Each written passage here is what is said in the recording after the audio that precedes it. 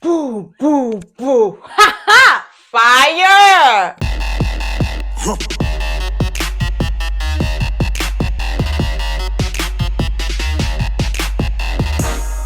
If you know that you were looking forward to Praiz's team for the knockouts, please raise up your hand.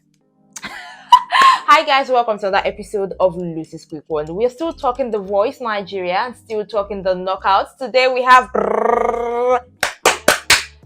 Team Praiz. And without further ado, ladies and gentlemen, let's talk about how it went down tonight. I'll start with the very first. For some weird reason, a lot of people have been waiting for Team Praiz. Why? I'll tell you why. It's because, before we moved on to the knockout stages, at the blind auditions, Praiz just had this demeanor of confidence that everybody wanted to see what he could turn most of his talents into. So we are going to find out tonight. The first person that comes out is Nicole, singing a song by Miley Cyrus. Will I say she was scared? I don't really know, because her performance, I even felt like the reason Praiz called her first was presenting the best before others. That's what I was thinking in my head. Because I remember her performance at the blind auditions. I was just screaming and shouting. Remember her with the braids, and I was like, she was giving me this Asha and CI vibes at the same time. I don't know what happened at that performance. I wasn't too impressed, and the judges were not impressed as well, honestly. And then Praiz sent her to the danger zone. But Nato C stole her away. You know what I said last week? I said that this is the time where the coaches will come and then listen to their talents, and if they're impressed, they move on to the battles. If they are not, they send them to the danger zone. But before they reach a particular point on that stage, any other coach is free to steal this talent. So yes, Nicole moves on to Coach Nato C's team. Okay, now this is what we're talking about. The next contestant is John Akpos singing Eye Adaba by Asha.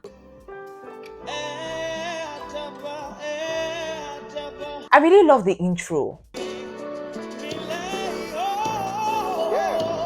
Honestly, I felt like I was flying during his performance. It was so soothing, and I love the way it progressed. This is what I'm talking about. This is it. This is what I'm talking about.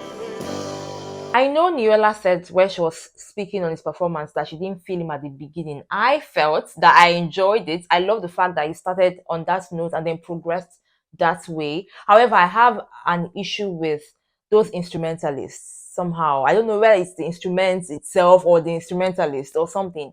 Because even for Nicole's performance, I felt like those instruments were just like affecting the whole game. So I just had an issue with that. However, for John Akpos, of course, he's safe. Talking about daring to sing, this next talent / contestant's name is Rosaline, bringing in the spirit of Whitney Houston and singing I Have Nothing.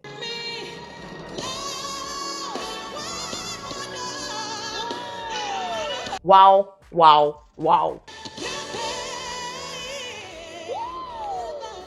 I would say for me, good growth. First of all, that was a powerful song. Hey, God, that was a powerful song. Yeah, that's the way Praiz was just like in his own world and like that's my girl, that kind of thing. I really loved it for her. In fact, I give it to you, Rosaline. She's safe and she moves on to the battles. Are you ready to be blown away? I thought that we have seen everything, but this next talent shows us more. His name is Decor and he sings Hero by Enrique.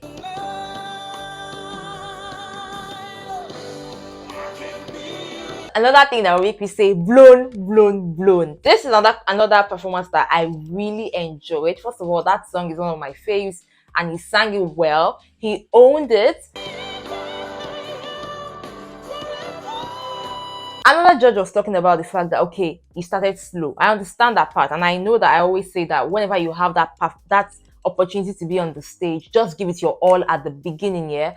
But for this kind of song, I love the way he moved from where he moved to the way he moved. And then when it was time for Praiz to speak, he said he is the reason Decor started off slow, so it takes responsibility. However, the core is safe and it moves on to the next stage. This next song, I do not really know it, so I would say that somehow I couldn't really feel it, but Benjamin was singing Best Part by Daniel Caesar featuring her.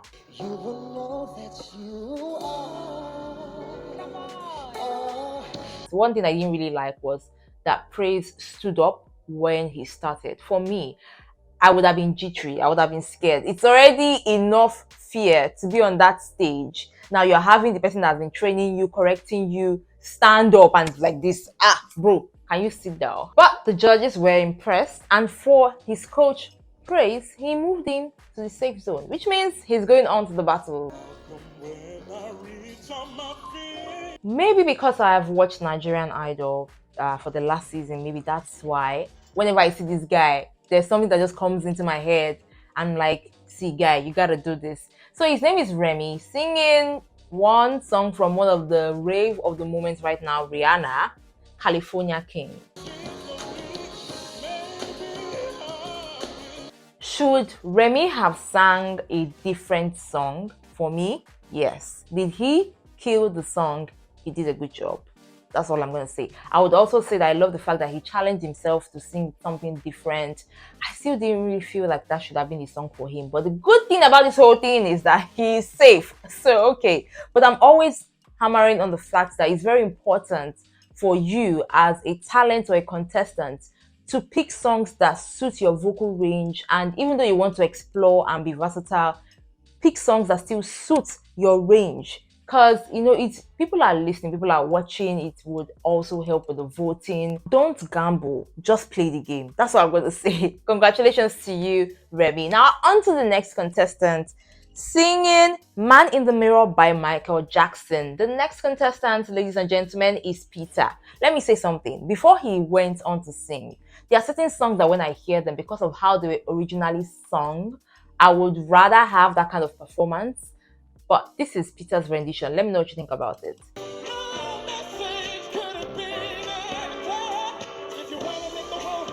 Like I said, I already knew. Okay. So, if you've seen the video or even listened to the song, I'm talking to the man in the mirror. Like, it's energized. It's an energetic song. So, you would rather have energy while singing the song. It wasn't bad, but it wasn't as best as I would have loved it to be. Praiz moved him to the danger zone, and unfortunately, no one turned for Peter.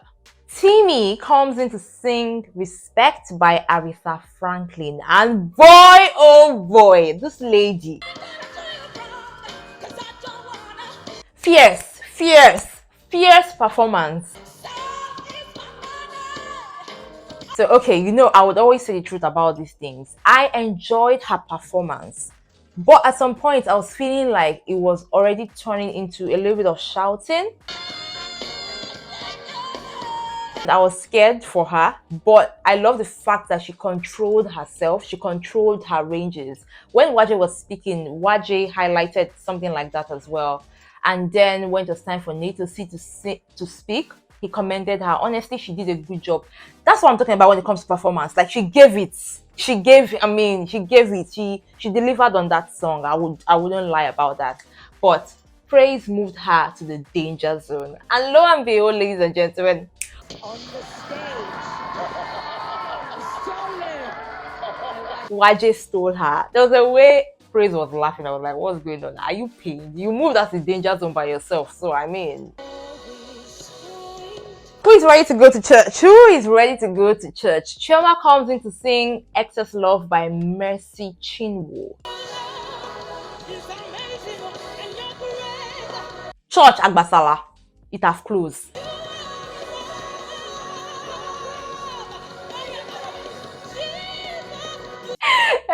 Okay. So there's one thing about Nigerians, and when it comes to religion, when it comes to a worship song, it moves everybody. That's one thing. You could see the way those judges all stood up. I would say it was not 100% only about her performance, but the song that she was singing, it just took everybody to a different space. You could even see the audience all cheering and singing and, just all about their feelings while she was singing. It turned to a gospel church thing for a minute, and I loved it for her. Praiz moved her to the danger zone, and I think I would understand why. You know, one thing I say about versatility, it's always you trying to, be around everywhere. I think that Praiz was just looking at the business aspect of the whole thing. Can Chioma sing? Of course, Chioma can sing. And I love the fact that even the audience already loves her. So yeah, let's see what happens. Talani comes in to sing Dangerous Woman by Ariana Grande. My verdict on Tolani's performance is this. I don't think she sang with the confidence that she should have sang with. At the beginning, before she performed, she said she was singing this because somebody makes her feel like a dangerous woman, brings out the best in her. But sis, this is not how to bring out the best in you when you are singing this way. I don't know what happened. I feel like she was scared and she allowed it to take the better part of her. Her performance was really short, but during that period, there was a little bit of confusion on her face. She wasn't carrying the song. And yeah, she was taken to the danger zone. Euphoric comes in to sing Still Am I Still That Special Man by one of the men of the moment, P Square.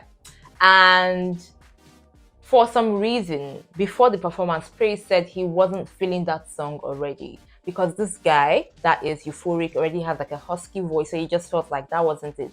I feel like if your coach was giving you something like that, like giving you hints, maybe you should have changed it, but I'm not really sure why he didn't. However, listen to him sing first.